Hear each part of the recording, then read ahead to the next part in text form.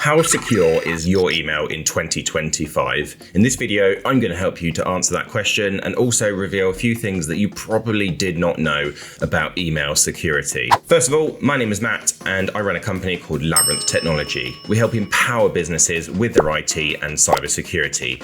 You can find a link to my LinkedIn profile in the video description. The first question is, why do we actually need to take email security so seriously? And is it only financial services, law firms and big enterprises that need to take it seriously? Absolutely not. Most cyber attacks actually target small business. Your people are your biggest risk. Humans are the #1 cause of cyber attacks, and email is the most common vector used by threat actors to carry out a cyber attack. So you really do need to take this seriously. The good news is there are a few simple things that you can do without spending huge amounts of money to protect your business or your personal email. Why is it bad if your email is compromised? Some businesses I talk to say, well, we don't really need to take it that seriously because we're not working with very sensitive data at all. Well, that is completely the wrong approach. If you have a cyber attack, it's not just about the data that's leaked. If you do have a data leak, that can cause significant reputational damage. You could get fines from governing bodies like the Information Commissioner, but also you can suffer serious financial loss. One of the most common issues that we see is invoice fraud, where people are sent fake emails, often from trusted suppliers that say they have changed their bank details, and actually someone has intercepted that email chain, or they're aware of the relationship between the two companies and they have sent a fake invoice. It gets paid and you can never get that money back. The other issue is disruption. It can cost a lot of money to restore your systems and recover from a cyber attack via email, especially if that results in a much wider cyber attack on your systems. One of the most important things that you can implement is multi-factor authentication. Multi-factor authentication is where you use more than one form of authentication to sign in to your mailbox. That can be a password, in addition to something you have or something that you are, like biometrics, or a two-factor authentication code that's issued to an app on your mobile phone.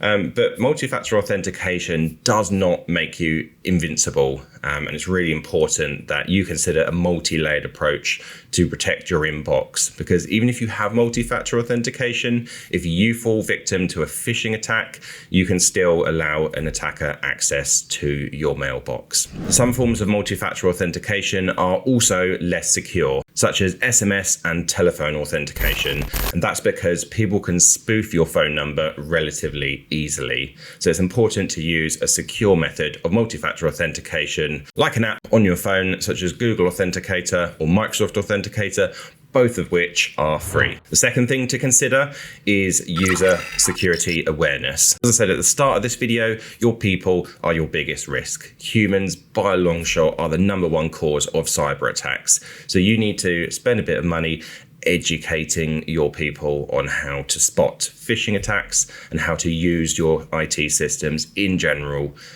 safely. So there are tools out there, very low cost tools out there that allow you to automate this and deliver routine cybersecurity awareness courses on a schedule. Doing one annual training is just not going to cut it. You need a continuous cybersecurity awareness program, because even with the best cybersecurity tools in place, it still only takes a mistake from one person to cause a cyber attack. You really do need to take user security awareness seriously. It's not a box ticking exercise. Another way to protect your emails is setting up your SPF record, DKIM, and configuring your DMARC record.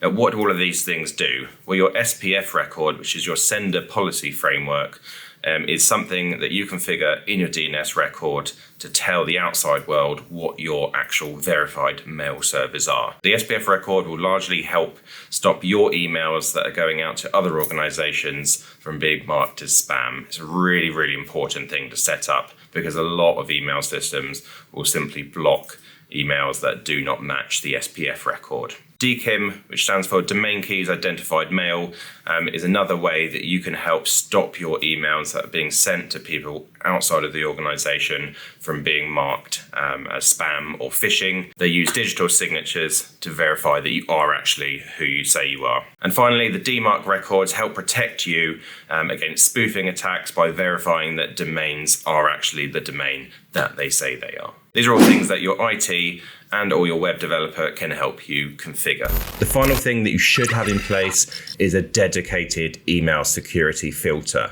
And we're not really talking about the built-in junk or spam filters that you get with most email systems. You need a proper independent email security filter.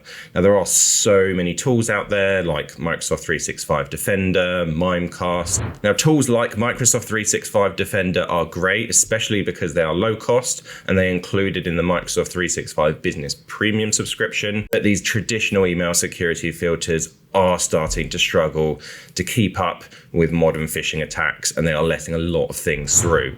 So we would recommend looking at a next generation email security product that uses machine learning to more accurately detect malicious activity. So what do these email security filters actually do?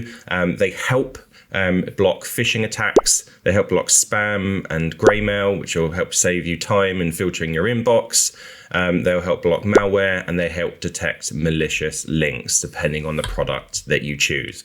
Now, it's really important that you understand these products are not 100% accurate. Sometimes you will get false positives, and sometimes malicious emails will get through, unfortunately. So you do still need to take cybersecurity awareness for your staff very seriously, because these tools do not make you invincible. If you'd like to explore this topic further, we are running a webinar on the 28th of January 2025. If you're watching this video after that time has passed, the video will be available on our YouTube channel, so check it out. A link to sign up to the webinar, it's free of charge, can be found in the video description. It's absolutely no sales pitch at all in that webinar. We are exploring phishing trends from 2024, predictions for email security in 2025, and we are looking at this topic of machine learning and next generation email security. I hope you enjoyed today's video. Please like it, drop a comment with your feedback, and subscribe to the channel if you'd like to see more content like this.